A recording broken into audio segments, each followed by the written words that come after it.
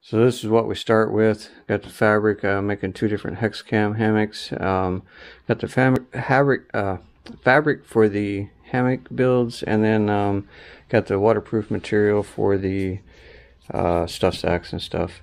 Got the raw zippers. I gotta cut them to size, put the zippers on, and all that good stuff.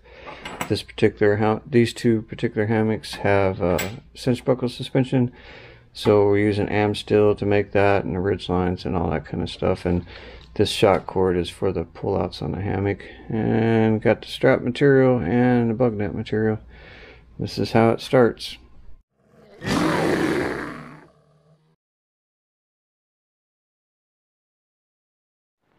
So this is one of the first steps before put the zippers together. I have to cut all the little gross grain ribbon pieces for the underquilt hooks and tie outs and all that good stuff, and then melt the ends so they don't fray while they're on the hammock. So this is how I cut my fabric out. I have this full-size pattern laid out, and it's got different markings for 11-foot hammock or a 12-foot hammock, and then it's all squared off on both ends so that when I lay the fabric out, I can make sure the cuts are squared. And it's got other markings for doing different things to the hammock. It's got the markings for down here in the middle, and depending on what the length of the fabric is and everything. So I lay all this out, and then I can just lay the fabric on top of it and cut it out and start the process. So whenever I cut the material, I got a board laying under here, and I got the steel ruler as a guide, and they're all on the marks on the paper. And I use a wood burning tool, and it melts the fabric to keep it from fraying, because this fabric will fray pretty bad until you get it hemmed up. And then of course I always make the cut on the waist side of the material. That way if I slip off the ruler or something, it won't hurt anything. And then whenever that's cut, I just take it and do the edges that same way too, to cut the waste material off the edges, and then it's ready to sew. So for the bug net, this is my bug net pattern. I lay the material out and lay it on top of this pattern so I can make them all the same way. And now that it's all cut out, I will take, I use this line in there, that second line.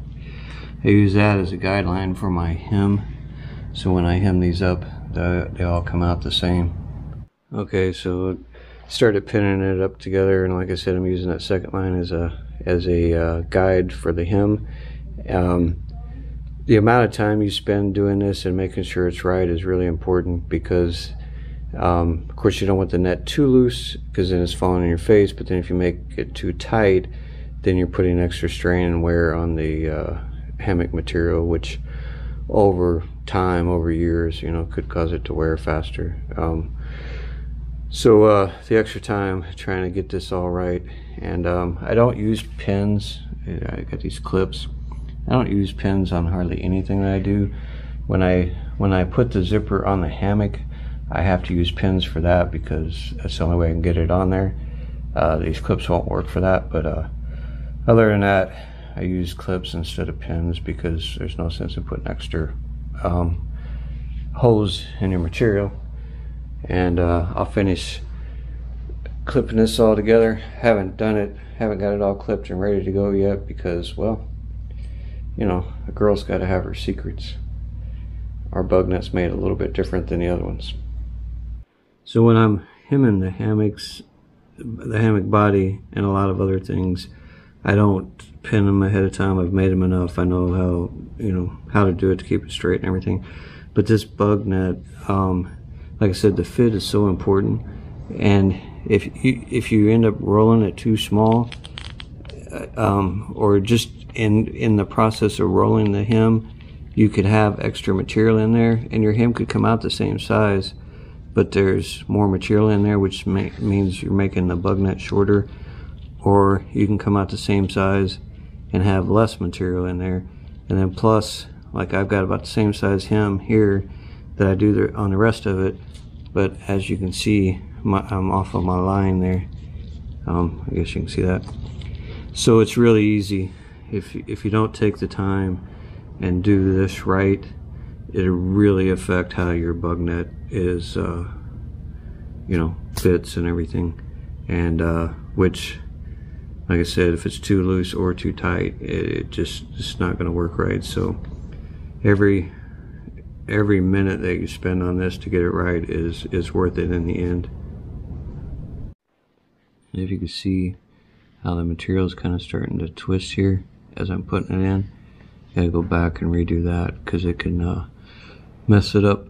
I mean, it still could come out looking good and looking like there's nothing wrong, but it can affect how much bug net material you're using. So having to go back and fix like this section here, it's worth it whenever for the finished project. So I'll finish this and put a row of stitches around it to hem it up, and then of course the second row of stitches will be sewing it to the zipper, and then I will also put a zigzag reinforcement stitch down here on to the zipper too, to make it nice and strong and make sure you don't have any issues.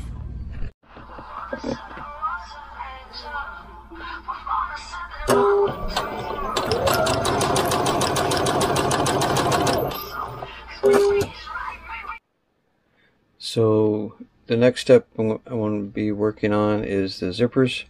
I have to cut the zippers to size, the zipper tape, and then put the zippers on. And then all these things I made the other day, they will be sewn to the zipper. That's where the different attachments, like the attachments for the quilt hooks and all that kind of stuff, they go onto those. And this is for one set of zippers for one hammock, and that's for the other. And so I got to get 2 of these made. And when I get the zippers cut, zipper tape cut to size, and get the zippers put on, then I'll take them out there and lay them on my pattern, so I'll know where to put all these pieces. One thing I forgot to say is the ends, the very ends of the zippers will start fraying over time. You could try to melt them to keep it from happening, but it's still going to happen over time. So what I do is take some of this 1-inch gross gain and I sew it on the ends of that. I don't do that out there with my pattern when I'm putting the other pieces on there. I just sew it on when I'm sewing the rest of those pieces there. I add this, it wraps around completely around the end of it and seals it off so it doesn't fray over time. So this is my pattern for my zippers. Got those pieces of gross gain cut out. As you can see, some of them are long or some are short. The long ones is if like this is folded over. If that's because it's got one piece, like maybe a pull out or a quilt hook or something on the outside, and then one piece on the inside. And got these all marked here, and these first 2 are long and this one's a short piece, and it's also written on the piece of paper that this piece goes on the outside of the zipper, and then like this next one, it goes on the inside of the zipper on the back side of it. And then these lines are where I know to mark it up. I tried many different ways of doing this in the past, but this is the most the easiest way to do it, and it really standardizes it so that it's the same way every time. And I have a pin there to mark the middle, and I could just lay it out and mark it where lay the end of the zippers where the end of the pattern is. But I use that pin also when I'm placing the zipper in the hammocks to make sure it's all centered and everything. So that's why I put a pin in it. And then when I get all these clipped, I've got several more over there to do. This order's got 2 hammocks, so got a total of 4 zippers I got to make. And when I sew these, this initial stitch is just to keep these in place while I'm sewing it to the hammock. This initial stitch where I sew these pieces to the zipper doesn't do anything. It just, like I said, to hold it in place while I'm attaching this to the hammock itself. So what I do is, since every hammock has at least 2 of these zippers, and then like I said, I'm making 2 hammocks, so this has got 4. So I go ahead and lay out all the pieces of gross skein along where they're going to be clipped onto the hammock. Then I can just come along, clip each piece onto this zipper, toss it up there, grab another zipper, lay it out, clip it all up, toss it up there. It's a pretty efficient system, and it really makes sure every single hammock I make is exactly the same as far as where all these pieces fit and everything. Works out pretty well. Alright, so these are all ready to go, ready to head to the sewing machine. So I got the pieces on the ends to keep them from coming unfraying, and got all the pieces of gross skein tied to it. I mean, sewn in place, and this is basically just a basting stitch just to kind of hold it in place, just like if you were welding, you use a little tack weld, spot weld to hold it in place. So I got all these done. That's one less component I got to do. So I've got a few things going on here. These are, I call them the triangles. Some people call them the end caps. They go on the end of the hammock, and then the bug net goes from one side up over this, over the ridge line, and then back down to the other side. That's where it's sewn at. And once I get these triangles made, I'll put this gross skein ribbon along the edge here of the bottom of the triangle, and then that's what the bug net will be sewn to. And then I gotta make these. These will be sewn on onto that gross skein ribbon, one on this side and then one on that side. And then for my pullouts, I got my shot cord, and it'll run through here, and that's what it'll be attached to the hammock. And then the toggles to be able to roll up the bug net, I got them here, and I'll use this gross skein. I'll get them all sewn together for the toggles. And then I got the caps that go on the end of the shot cord so it doesn't fray. So getting all these things done for these 2 hammocks. So the next step is ironing these triangles. So not only do they look better whenever you sew them on, you know, the edges of it and everything, but it also helps to make sure that they come out even on both sides, on the, like the left and right of the hammock. And do this, I iron them before I sew the gross skein on and do the other steps. I guess I should have used the green material for this part of the video, because this stuff blends in pretty good with the path. But yep, this is one more step done, ironing the triangles. And this is what the end cap looks like when I get the gross skein ribbon sewn on this. And the bug net will come across the hammock, sewn to the underside of this.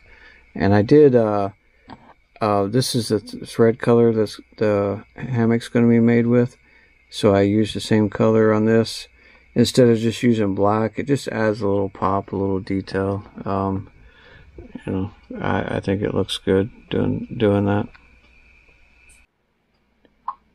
Hemming up the sides of the first hammock. So this is the next step. I've got the hammock hemmed on the edges, and then now got it all pinned up for the 2-inch channels. This is where the cords will go for the continuous loop, or cinch buckles, or whatever, you know, type of suspension. This is, you know, 2 inches, it's rolled over once and then rolled over a second time. Got it all pinned in place. And again, like I said, I don't use pins, I use these little clips. So this is done all the way down this end. I'm going to do the same thing the other end, take it in, sew it up. I'll put 3 rows of stitching down through here to make it good and strong. And then this hammock body will be done. then the next step will be to sew on the zippers and then sew on the bug net. Part of this video is going to have the brown version of this, because a couple ordered these hammocks, and so they're both ordered at the same time, making them both at the same time. So some of the videos, some of the scenes from this video will have this material in it, and some of it will this. I'm just filming little bits and pieces as I go along. But to avoid any confusion, I'm still following all the same steps, but some of the next few scenes will be with that brown material. So this is before putting the cinch buckles together and making the ridge lines. That's one of the next steps. So this is what the channels looks like on the end of the hammocks when they're done. Like I said, 3 rows of stitches to make sure it's strong, and then you got this hole here. That's what the rope runs through for the cinch buckles or continuous loop or whatever, runs through the channel all the way down the width on each end of the hammock. So the next step is the zippers. First I pin them in place, and then when I get them all pinned in, I have to be careful with these. The ones on the outside of the zipper, they're easy to see as I'm sewing down along it, but the ones on the inside, as I'm pulling the material up through the sewing machine, they could get tucked under, and if I don't see them, I could end up sewing them to the material back on the underside of it. So what I normally do is I'll put some of those little metal clips that I use instead of pins most of the time. I'll put one of the clips right here. That way if that does get pushed out of the way, I know that it's there. And as far as the getting the material even, the distance between the material and the zipper, I always do that as I'm sewing it, and I want to make sure there's quite a bit of space so that when you're zipping it up, it doesn't get caught in any material. So I'll finish getting this all pinned up and start sewing the zippers on. So it would be easier to pin both zippers on and then take it to the sewing machine and sew both of them at the same time, but this is 11-foot long material, 58 inches wide, so it's a lot of material to mess with, and also a lot of pins. And when you're trying to feed all this through the machine, the pins even on the side that you're working on can get snagged on the material and all that kind of stuff. But especially the ones on the other side, the opposite side that you're sewing, those pins can get caught in the material, and if you're not really careful, they could end up causing a little snag or something in the hammock body, and which could create a weak point that eventually tears or whatever. So I just do one side, pin this on, sew it, and then I'll come back out, pin the other side on, sew it, and then I'll go back through and do the third row of stitching. So there'll actually be 2 rows of stitching on there. I'll go ahead and do both of them once both zippers are sewn on. So I always put 2 rows of zippers, 2 rows of stitches on the zipper tape. I got these 2 here. This bottom one was from where I hemmed the fabric, and these 2 rows are attaching the hammock to the zipper, so it's nice and strong. Even if one row did get a tear in it, the other row would hold it. So the next step would be to get the quilt hooks and stuff on to these pieces. Alright, so now that the zippers are done, I take these little pieces of grosgrain ribbon and I attach the underquilt hooks and stuff like that, and some of them have hooks on the inside also. But so this is the last step. I got to go down through the whole hammock and attaching all these things, and that's the last step before I put the bug net on.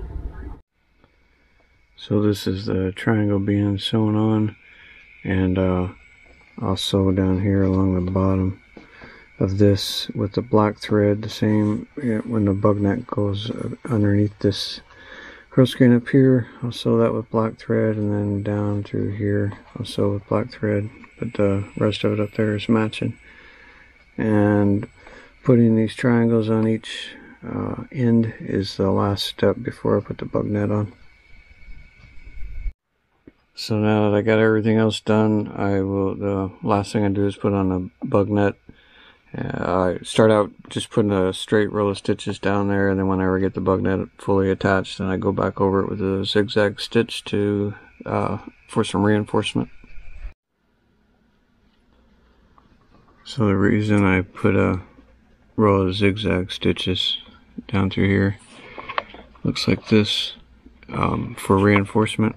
I could just put a second row of straight stitches down through there, but the zigzag stitches tend to stretch a little bit before they'll pop, where a straight stitch will pop a little bit quicker if it's under, stress or whatever. So it adds a little bit of reinforcement instead of just the one straight stitch, but also, like I said, will give a little bit before it breaks. And that's what it looks like on the back side of the zipper. But adds a little bit of strength to it, and if that way, if something did tear, one of the thread, a couple of threads here or something, you still wouldn't. The net would still hold, and you could still use it, and wouldn't get bugs or anything in there. So then this is the last couple steps. These are the toggles. The toggles, when you roll up the net, you could take the end of the toggle and then put it through the loop on top of the net here, and that way, and there's one on each side, and they're on both ends, so you can roll up one side of the net or both sides of the net to get it out of your way. And then the last step is sewing these clips on. They're a nice spot to be able to hang a jacket from or something like that. So that's it. It's finished up. And then I make the stuff sacks. Got matching stuff sacks for these two hammocks that I'm making here, and putting the channels in there now to run the draw cord through on each end. But get them and put the hammocks in them, and they're ready to hang.